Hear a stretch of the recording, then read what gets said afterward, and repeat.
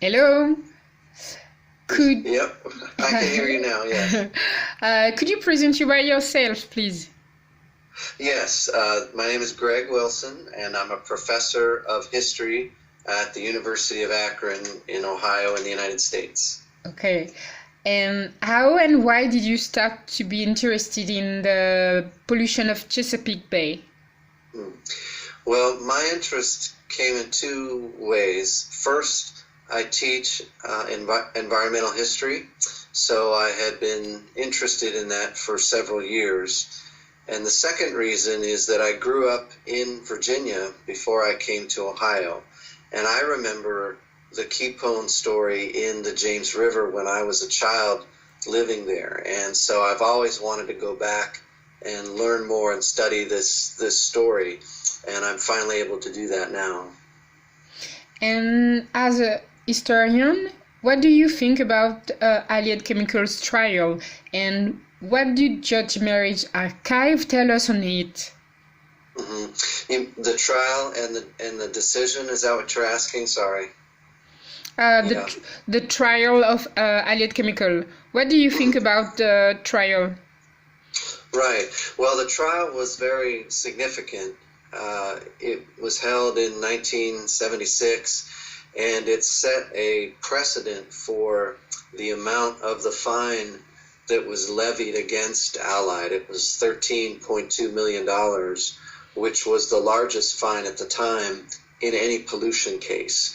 And since that time, that case has come up in other cases of environmental law, and so it set a precedent in several ways.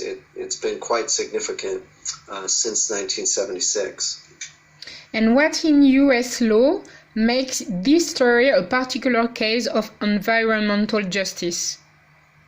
I think there's a couple of ways. It's not a typical environmental justice story in the United States, but what does make it connect there, I think, is that the effects of Keepone on the workers themselves who made it. The company that manufactured Keepone in Hopewell, Virginia was called Life Science Products, and Life Science contracted with Allied to produce this pesticide. And so what happened is that the life science workers themselves were ingesting the Keepone as they made it, and they became very ill and were hospitalized. And that was the event that really opened up the knowledge about what Keepone was, what it could do to human beings if they ingested it in sufficient quantities. And so I think the environmental justice story, in Hopewell at least, is with those workers. And their case, until recently, has been the only case we've seen of human beings being affected by chlordacone or Keepone. But now, of course, with the knowledge of what's been happening in the West Indies, we now have an even larger set of studies and set of effects that we can look to. And the Chesapeake Bay pollution by Keepone in 1976 was very awful and scandalous. How do you understand that chlordacone was used after this in Ivory Coast, Cameroon, Germany, and French West Indies? Is it strange for you? No, I mean, not strange.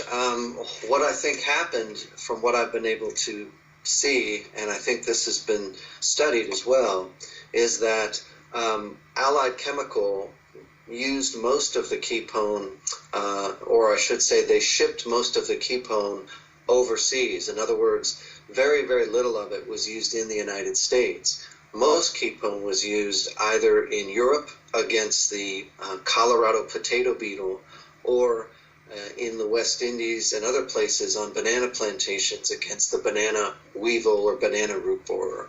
So from almost the beginning, Keepone was shipped overseas and used elsewhere. What happened is, once the discovery of Keepone in the James River, it was banned for use in the United States, even though it hadn't really been used anyway, but it was banned nonetheless.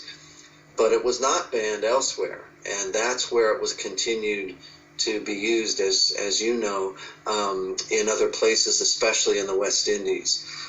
It was sold to other companies who then manufactured it or used it in other pesticides that they developed. So the West Indies pollution by chlordecone is the same story than the American story, just or completely different, or a part of the same story? I think it's part of the story, although it's different. In the case of Virginia in the United States, workers were poisoned, but they were done in what you might say an acute way. In other words, it wasn't chronic ketone poisoning in the way we see now happening in the West Indies. So these workers ingested large amounts of it, but over a very, very short time. In the river, though, we see that ketone was in the fish, it was in shellfish, and it was not there long enough or in sufficient quantities to cause the amount of poisoning that it has done in the West Indies. So it was fortunate in the Virginia case that it didn't have the impact that it did. But it's been unfortunate because it was not banned even after the knowledge came out in Virginia. It was still used internationally. And the most severe case, as we've seen, is in the West Indies, where it was used for over decades, over and over again, poisoning workers, but also poisoning the environment in ways that we didn't see in Virginia. Greg Wilson, thank you very much. You're welcome. You're welcome. Thank you.